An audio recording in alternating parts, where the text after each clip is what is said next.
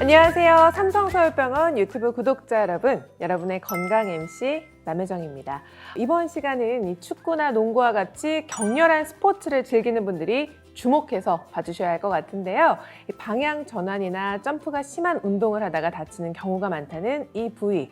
부상을 입고 나서도 3, 4일 후면 통증이 감소하기도 해서 방치하는 경우도 있다는 이 부상.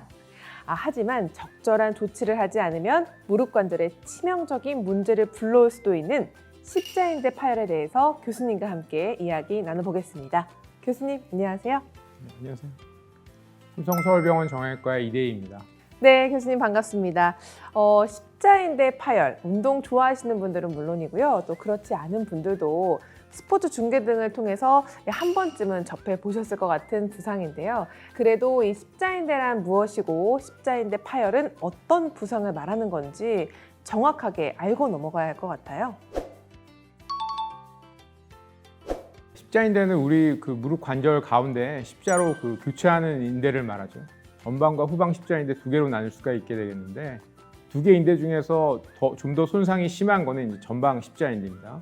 전방 십자인대는 대퇴골 외과에서 경골 밑에 이제 무릎뼈의 아래쪽이죠. 그걸 사선으로 이어주는 인대라고 얘기하고 있고, 경골 무릎 아랫뼈가 앞으로 빠지는 것과 또 회전 과하게 뒤에 돌아가는 걸 좀 막아주는 역할을 하는 거고, 후방 십자인대는 이 무릎 아랫뼈 경골이 뒤로 빠지는 것을, 그리고 무릎이 또 뒤로 과도하게 많이 꺾이는 것을 막아주는 역할을 하고요. 이런 인대들이 끊어지면은 무릎 전후방에 이제 불안정성, 또 너무 심하게 돌아가는 이런 회전 불안정성을 야기할 수 있습니다.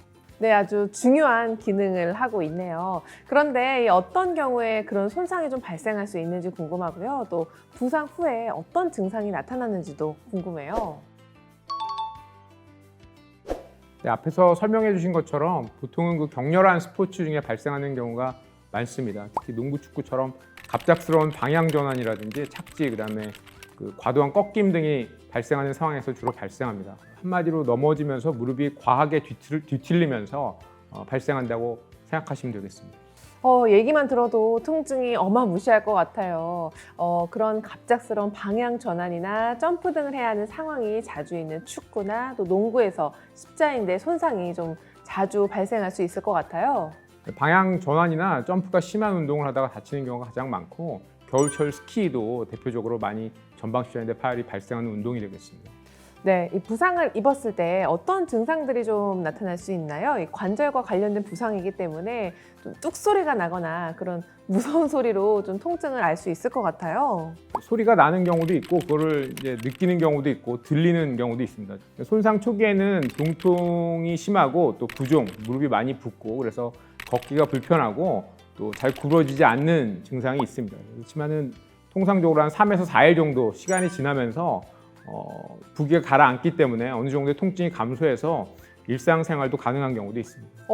회복이 완전히 되지가 않았는데 통증이 호전될 수 있다는 게 좀 놀라운 사실인데요. 그런데 이게 자칫하면 좀 아무 일 아니었다고 생각하고 넘어갈 수 있을 것 같아서 오히려 좀 더 위험할 수 있을 것 같아요. 넘어지면서 이런 어떤 소리가 나서 무릎에 뭔가 이상함을 느꼈다든지 이런 증상이 있으면 호전됐다고 하더라도 꼭 정형외과 전문 선생님께 찾아가서 진료를 받아보는 것이 안전할 것 같습니다. 네, 아무래도 통증이 갈수록 나아지고 또 감소를 하기 때문에 굳이 치료의 필요성을 느끼지 못하는 분들이 많이 계실 것 같은데 이거를 꼭 치료해야 하냐라고 물어보시는 환자분들도 꽤 계실 것 같아요.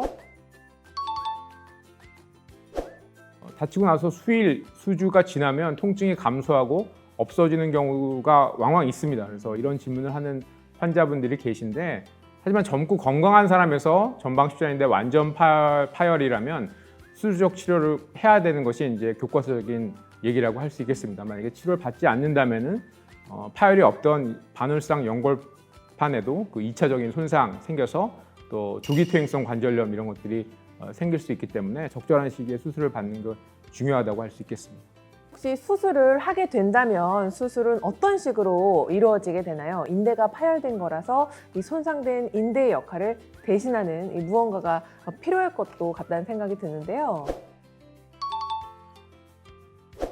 네, 말씀하신 것처럼 십자인대 재건술은 파열된 인대의 역할을 대신해줄 어떤 이식물이 필요하게 됩니다. 이때 그 이식물을 자가건 혹은 타가건으로 나눌 수 있습니다. 쉽게 설명해 드리면 자가건은 내 몸의 힘줄 일부를 사용하는 거고요. 타가건은 말 그대로 타인의 힘줄을 사용한다는 얘기죠. 각각의 장단점이 존재하기는 하지만 그 자가건과 타가건의 비교를 한 많은 연구들을 보면은 결론적으로 둘 다 그 결과에 있어서 수술 결과에 있어서 큰 차이가 없다는 것이 중론입니다. 네, 우리가 보통 생각을 했을 때 그래도 이왕이면 내 몸의 일부를 사용하는 편이 더 좀 안심이 되고 또 안전해 보이는데 이 타가건도 충분히 좋다라는 말씀으로 이해를 하면 될까요? 그렇게 생각하시는 환자분들도 많지만 최근 논문들을 보면은 자가건이나 타가건 모두 각각 한 6에서 7% 정도의 그 실패율을 보이고 있는데 통증의 결과를 비교한 연구 결과들을 보면 또 유의한 차이가 없고 감염률에도 유의한 차이가 없다는 보고들이 주류를 이루고 있습니다. 네, 그래도 이제 막상 선택을 하려면 좀 많이 고민이 되실 것 같은데요. 환자분들의 선택을 돕기 위해서 장단점을 좀 간단히 알려주신다면요.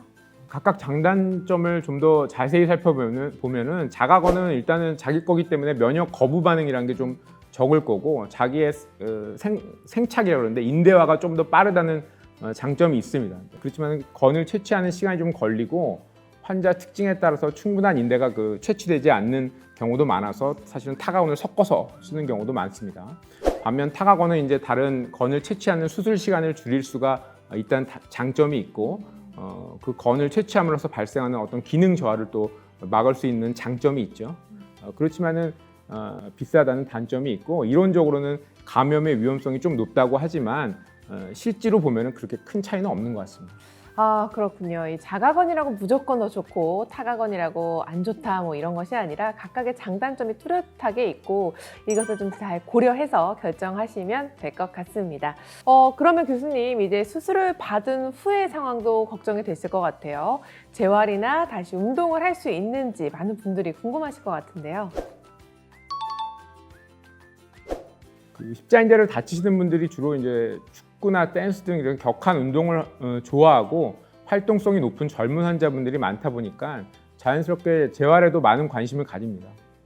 재활 과정을 간단하게 설명드리면 수술 초기 한 2에서 3주 정도에서는 무릎을 펴는데 집중해야 되고 목발 보행으로 체중을 발끝 정도 디딜 수 있는 정도로 하고 보통 재활 시작합니다. 6주 정도까지는 무릎 가동 범위를 회복하고 서서히 체중 부하를 좀 늘려가면서 연습을 하죠. 그래서 3개월까지는 목발을 쓰는 경우도 있고 점차 시간이 지나면서 이제 빠르게 걷고 가벼운 근력 운동 또한 이제 가능해지게 됩니다. 네, 그럼 시간이 좀 더 흐르면 기존에 즐겼던 운동이나 활동을 좀 이어갈 수가 있는 건가요? 수술하고 나서 한 9개월에서 1년 정도 시간이 지나면은 가벼운 조깅 정도는 할 수 있습니다. 그렇지만 축구나 스키 같은 이런 위험한 운동은 계속 피하는 게 좋고요.